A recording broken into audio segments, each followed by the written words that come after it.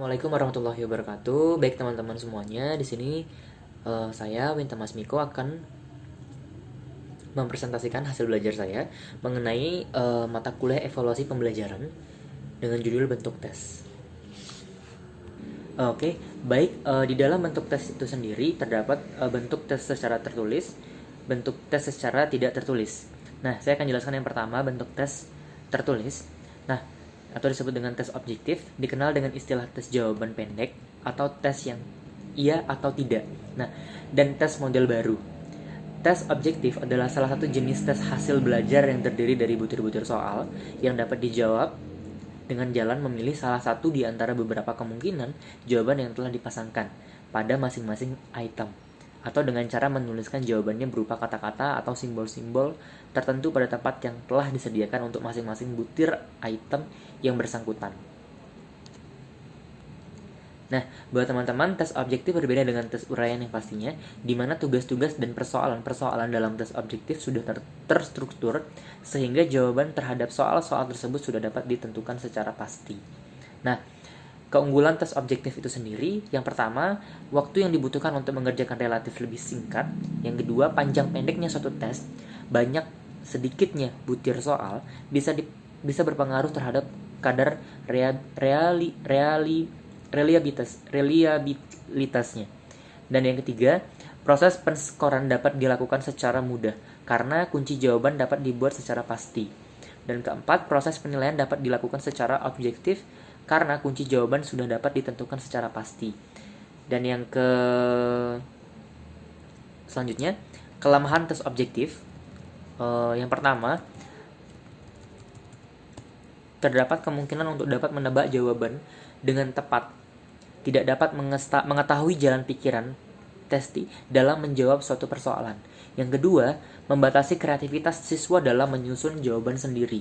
Yang ketiga, bahan ajar yang diungkap dengan tes subjektif pada umumnya lebih terbatas pada hal-hal yang bersifat faktual. Baik, yang kedua, tes subjektif. Tes subjektif sering disebut dengan tes uraian. Tes uraian adalah pertanyaan yang menuntut siswa menjawabnya dalam bentuk menguraikan, menjelaskan, mendiskusikan, membandingkan, memberikan alasan, dan bentuk lain yang sejenis sesuai dengan tuntutan pertanyaan dengan menggunakan kata-kata dan bahasa sendiri. Dengan demikian, dalam tes ini dituntut kemampuan siswa dalam hal mengekspresikan gagasan melalui bahasa tulisan. Nah, keunggulan tes subjektif ini sendiri, yang pertama, memberikan kesempatan kepada siswa untuk kreatif mengutarakan idenya. Yang kedua, memberikan kesempatan kepada siswa untuk menunjukkan kemampuannya, mengorganisasikan pikiran dan mengungkapkan di dalam bentuk karangan. Yang ketiga, memberikan kesempatan pada siswa untuk secara bebas memperlihatkan keluasan pengetahuan dan kedalaman pemahaman terhadap pengetahuan tersebut. Nah, dan keempat, mengevaluasi isi secara menyeluruh. Yang kelima, mendekati masalah dengan metode pemecahan soal. Nah, yang selanjutnya, kelemahan tes subjektif. Terdapat 3 kelemahan. Yang pertama, sulitnya mengoreksi sehingga diperoleh skor yang reliabilitasnya tinggi. Yang kedua, memerlukan waktu yang tidak sedikit dalam mengerjakannya. Yang ketiga, jumlah soal terbatas, tidak boleh terlalu banyak. Baik, masuk ke bentuk tes tidak tertulis. Yang pertama, tes lisan digunakan untuk mengevaluasi hasil belajar berupa kemampuan untuk mengemukakan pendapat atau gagasan-gagasan secara lisan. Jika bahan ajar yang diajukan sama, maka ideal sekali kalau siswa mendapatkan perangkat soal yang sama. Tetapi hal ini sulit untuk dilakukan secara serempak terdapat semua testi oleh tester yang sama. Dan bentuk tes tertulis ini memiliki kelebihan. Yang pertama, adapun kelebihan tes lisan antara lain, yang pertama, bisa mengetahui kemampuan siswa dalam mengemukakan pendapat secara langsung dan dapat diketahui penguasaan siswa secara tepat. Yang kedua, mengukur kemampuan berpikir taraf tinggi secara lebih leluasa. Yang ketiga, memungkinkan untuk melakukan pengecekan. Yang keempat, tak ada kesempatan untuk menyontek.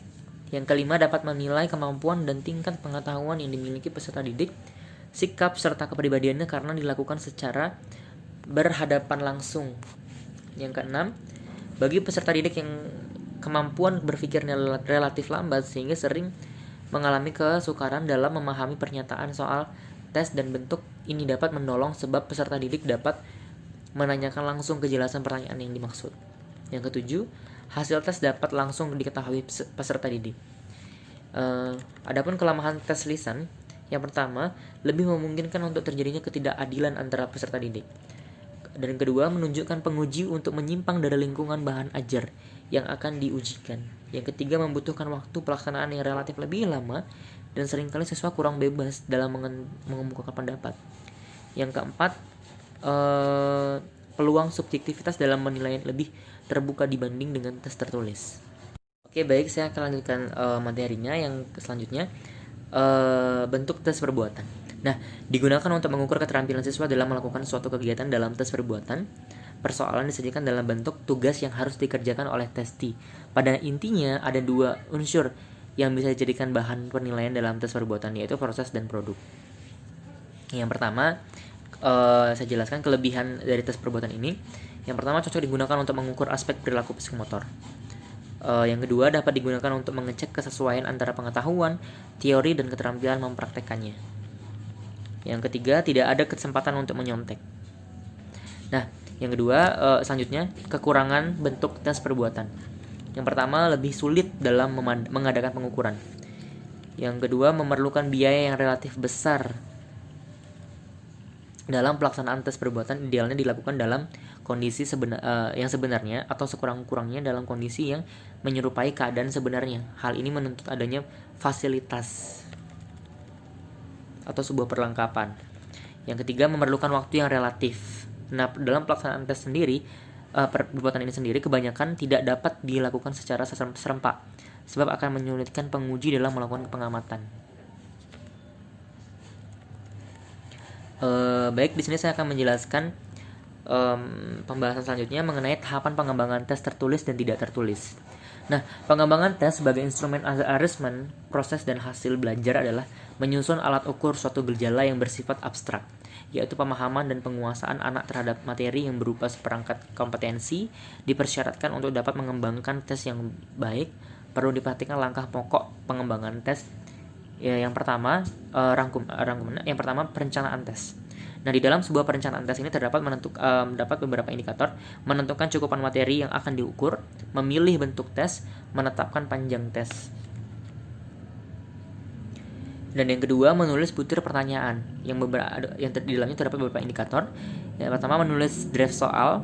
Yang kedua, memantapkan validitas isi atau dalam kurung content validity. Yang ketiga, melakukan uji coba atau tryout. Dan yang selanjutnya, revisi soal. Nah, yang ketiga, melakukan pengukuran dengan tes. Nah, di dalamnya terdapat beberapa indikator. Yang pertama, menjaga objektivitas pelaksanaan, memberikan skor pada hasil tes, melakukan analisis hasil tes. Oke, untuk materi selanjutnya, contoh pengembangan tes dapat teman-teman sekalian untuk melihat di dalam makalah yang sudah saya share di grup. Jadi sekian dari presentasi saya. Mohon maaf jika ada salah-salah kata, dan jikalau ada pertanyaan bisa diajukan. Dan saya tutup presentasi saya. Assalamualaikum warahmatullahi wabarakatuh.